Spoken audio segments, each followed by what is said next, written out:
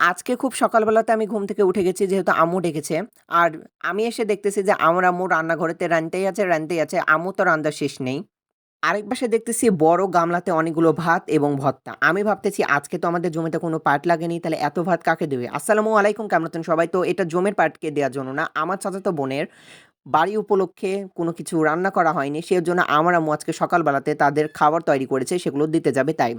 তো আমার আম্মু তো অনেক কিছু রান্না করেছিল, সেটা আপনারা দেখতে পাচ্ছেন। যেহেতু বোনের বাড়িতে খাবার দেবো আর অল্প-স্বল্প দিলে তো হয় না। ভালোভাবে না দিলে তো ভালোই লাগে না। আর আমার আম্মু তো মানুষকে খাওয়াতে অনেক বেশি ভালোবাসে আর আমাকেও ভালো লাগে। তো এদিকে তো অনেক কিছুই দিয়েছে আর আমাকে দেখে মনে বলছে আমিই খেয়ে নিই।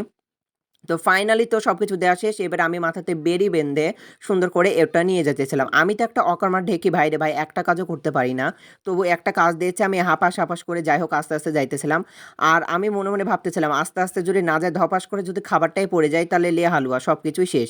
আমার মা তো আগে থেকে বুঝতে পারতেছিল যে আমার কষ্ট হয়েছে। দেখেন মায়েরা সবকিছু বুঝতে পারে যে সন্তানের কখন কি লাগে আর কখন কি কষ্ট হয়। আর ফাইনালি আমরা চলে আসলাম আমার বোনের বাড়িতে। যেহেতু আমার বোন এখন আপাতত থাকার জন্য টিনের ঘর দিয়েছে, পরে সে পাকা বাড়ি দেবে। যাই হোক, বাড়ি তো দিতে পেরেছে, এটাই আলহামদুলিল্লাহ। আমার বোনের জন্য সবাই দোয়া করবেন। তো আমরা এখন সারপ্রাইজ দেব। তো আমরা তো যখন সারপ্রাইজ দিলাম সবাই তো অনেক বেশি খুশি, আমার মা চাচিরা তো অনেক বেশি খুশি। যেহেতু ভাই এসেছে খাবার নিয়ে আর বোন আর চাচিরা খুশি হবে না, তাই কখনো হয়? আমার কাকি তো সুন্দর করে সবাইকে খাবার বেঁটে দিতেছিল। তো আমার কাকিও অনেক ভালো মানুষ। আমার ভিডিওটা কেমন লাগলো লাইক, কমেন্ট, শেয়ার করবেন।